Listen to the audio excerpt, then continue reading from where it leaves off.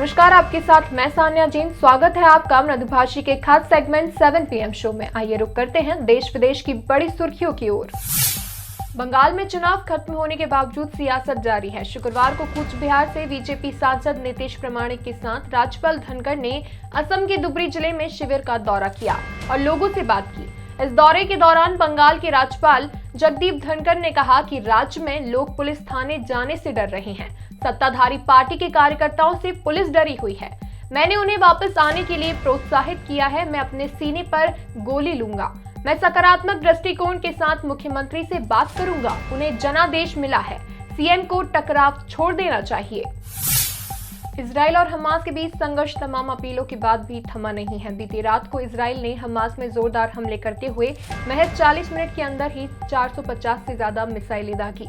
इसके जरिए इजराइल ने हमास के 150 से ज्यादा ठिकानों को टारगेट किया और भारी नुकसान पहुंचाया। इजराइल डिफेंस फोर्स ने बताया कि उसने मिसाइलों के जरिए अब तक की सबसे बड़ी बम वर्षा की है। उसने अपने इन हमलों में हमास के सुरंगी ठिकानों को नुकसान पहुंचाया है। संसद में 3 दिन पहले बहुमत परीक्षण में हार के बाद पद गंवाने वाले केपी शर्मा ओली एक बार फिर नेपाल के प्रधानमंत्री बने हैं। उन्होंने शुक्रवार को एक बार फिर शपथ ली है। उन्हें गुरुवार को इस पद पर फिर से नियुक्त किया गया है, जब विपक्षी पार्टियां नई सरकार बनाने के लिए संसद में बहुमत हासिल करने में विफल रहीं। राष्ट्रपति विद्यादेवी भंडारी ने CPN UML के अध्यक्ष 69 वर्षीय ओली को फिर से प्रधानमंत्री नियुक्त किया। हाल ही में गंगा में तैरती लाशों को लेकर मामला काफी तूल पकड़ रहा है। इस दौरान कोविड पीड़ितों के शवों को फेंकने को लेकर उत्तर प्रदेश और बिहार सरकार के बीच नोकझोंक भी हुई है।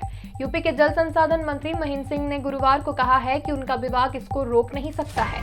मंत्री ने कहा है कि लोग जानते हैं और समझते हैं कि उन्हें शवों को नदियों में नहीं फेंकना चाहिए। हालांकि मंत्री ने उन जिलों के प्रशासन का पक्ष लेते हुए कहा कि जहां लाशें तैरती पाई गई वहां आवश्यक कदम उठा रहे हैं।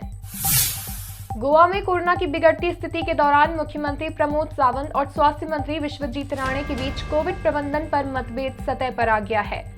हालात इतने ज्यादा बिगड़ गए हैं कि इस विवाद में बीजेपी के राष्ट्रीय अध्यक्ष JP नड्डा को भी हस्तक्षेप करना पड़ा है। शुक्रवार को नड्डा ने दोनों से अपने मतभेदों को अलग रखने और राज्य में कोविड महामारी को नियंत्रित करने पर ध्यान केंद्रित करने को कहा है।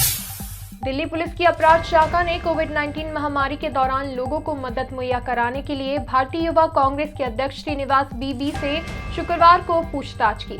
श्रीनिवास ने बताया कि पुलिस ने शुक्रवार सुबह मुझे फोन किया और दिन में करीब 11:15 बजे मेरे कार्यालय पहुंची। उन्होंने मुझसे पूछताछ की कि आप ये सब कैसे कर रहे हैं। हालांकि दिल्ली पुलिस ने कहा कि दिल्ली उच्च न्यायालय के आदेश के बाद पूछताछ की गई है।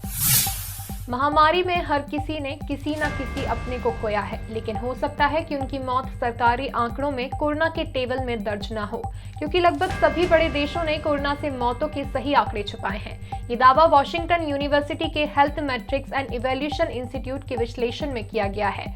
इसके मुताबिक रूस में कोरोना से मौतों के आंकड़े सरकारी आंकड़ों से 5 गुना ज्यादा है। भारत और मैक्सिको में 2 गुना रहे हैं। वहीं दुनिया में ये सरकारी आंकड़ों से 113% ज्यादा है। आज के शो में बस इतना ही। कल फिर मुलाकात होगी देश विदेश की बड़ी सुर्खियों के साथ। तब तक के लिए आप देखते रहिए मृदुभाषी।